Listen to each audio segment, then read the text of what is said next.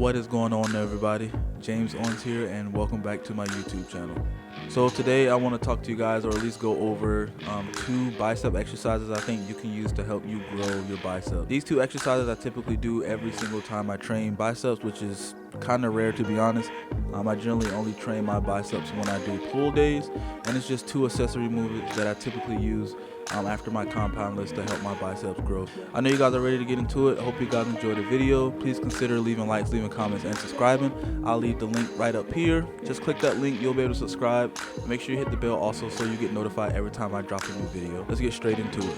So the first exercise that I'm actually going to talk about is going to be the dumbbell hammer curls. I do these pretty much every single time I train biceps, like I said before, and I absolutely love this movement.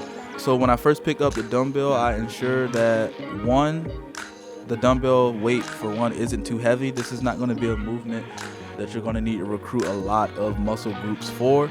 We want to use this movement as an isolation movement, so we really want to just focus on a weight that we can use that'll actually just target the bicep.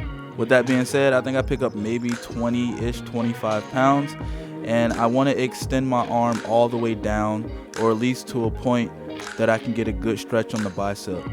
As I do the movement, I pull the weight up with my bicep and I pause at the top for a good squeeze. At the top, you really just want to flex your bicep. You want to, feel like you're flexing your bicep. You want to limit as much front rotation of your delt. You can see my shoulders kind of rolling forward, and then my delt's rolling back just a little bit to get the weight up. That's okay when you're doing your last 2, maybe even 3 reps. But in the beginning of the movement, when you're initially doing the exercise, you want to ensure that you aren't, showing too much of that jump, or you rotate that shoulder too far forward. It should be a really smooth transition between the full extension. You pull at the bicep. Once you get to the top, you squeeze that bicep together like you're just flexing on somebody, and then you let the weight guide your arm down. You want to refrain from swinging too much. I see a lot of people kind of thrusting at the hip or swinging the hips to try to get that weight up. If you find yourself doing that within a 10 to 12 rep range, you need to lower the weight, pick a lighter weight, just humble yourself just a little bit so you can focus more on technique rather than the actual weight itself. I find that even when I use a lighter weight, as long as I'm aiming for that 12 to 15 rep range, I can get a pretty good pump. Generally, I do about 3 sets of this each arm. And it's a good way to isolate both arms so you can work on your symmetry, as well as a good way to just isolate your bicep so you don't have to recruit too many other muscle groups to do this exercise.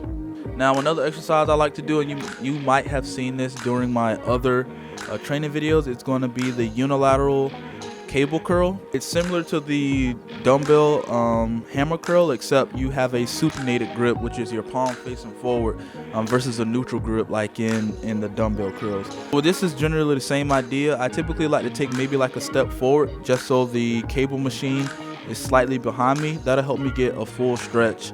I pick a weight similar to the dumbbells that I did earlier. I think it's maybe like between 20 and 30 pounds. I know cable machines, the weight kind of fluctuates as far as distribution wise, but just make sure you pick a weight till we can do between 12 to 15 reps. I like to keep that elbow kind of tucked to my side a little bit. I actually want to feel that elbow touch my side or touch my obliques. Take a slight step forward so that the weight's behind me, so that when I let the weight guide down or guide me back, it's a really good stretch in that bicep. I really want to pull that weight with my bicep. I want to refrain from trying to pull that weight with my actual hand, and I want to pull it with my bicep. Once I get to the top, I want to flex that bicep, get a nice real big squeeze there, and then let the weight kind of guide its way down on its own. You can see I kind of pause just a bit at the bottom. I do want to feel that stretch. Stretching the muscle has just as much implication in hypertrophy as the contraction of the muscle, so I really want to feel it on that stretch or on that eccentric. You can see I'm refraining from moving my shoulder blade much. I'm in a fixed position, engaging my core. I'm firmly planted in my position, and I'm not allowing the weight to rock me forward or back to an extreme extent. I'm controlling that weight on the down, controlling that weight on the up, really feeling that bicep curl, and then really feeling that stretch also. These are just 2 accessory movements that you can implement in your back training or your pull days. Hope you all learned something from it. If you did, please leave likes, leave comments. Like I said before, please consider subscribing to my YouTube channel. Make sure you ring that bell so you get notified every time I upload another video. Hope you guys enjoyed the video today, and I will catch you at the next one.